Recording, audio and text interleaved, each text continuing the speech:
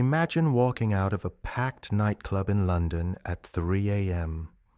You look down, and every single trash can on the street is completely filled to the brim with the exact same mystery drink. You've never seen a single TV commercial for it. You've never seen a billboard. But suddenly, it's everywhere, in the garbage. This wasn't a mistake by a lazy janitor. It was a highly calculated, brilliant, and slightly sinister psychological trap. This is the untold story of how Red Bull built an $11 billion empire, not by convincing people to buy their drink, but by stuffing the world's trash cans. To understand how genius this scam was, we have to go back to 1987. An Austrian marketing salesman named Dietrich Mateschitz traveled to Thailand.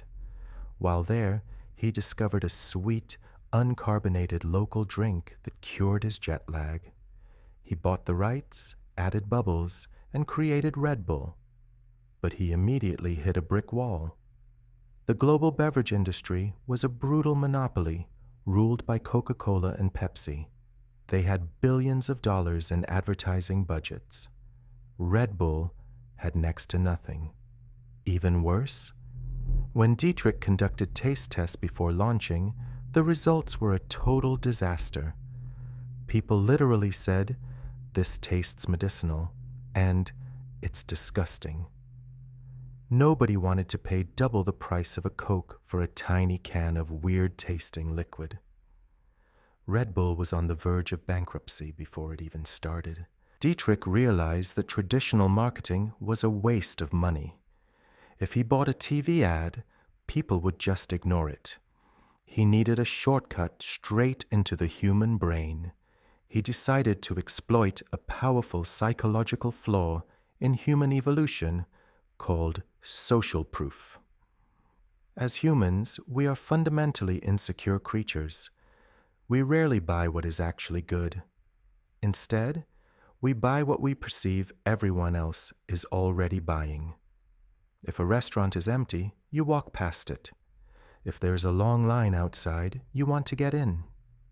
Dietrich decided to artificially create a long line for Red Bull, using the most overlooked real estate in the world, the garbage bin. Dietrich launched Red Bull in London, the nightlife capital of Europe. He hired secret guerrilla marketing teams. Their instructions were bizarre. They didn't hand out free samples. Instead, they drove around the city in the middle of the night, stuffing thousands of empty, crushed Red Bull cans into trash cans outside the trendiest nightclubs, bars, and university campuses. They left empty cans on top of phone booths, on public benches, and even on the bar counters themselves. When young, trendy partygoers walked out of the clubs, their brains subconsciously registered the image. The psychological illusion was complete. Millions of people thought, "Wow, this brand is exploding. Everyone is drinking it except me." Fear of missing out, or FOMO, kicked in. Demand skyrocketed. Club owners who originally refused to sell Red Bull were suddenly begging to stock it. This trash trick launched Red Bull into a global phenomenon, but it uncovers the biggest corporate secret in modern business. Red Bull is not a beverage company. To this very day, Red Bull does not own a single factory, a single assembly line, or a single bottling plant. The actual liquid inside the can is outsourced entirely to a separate company called Rauch.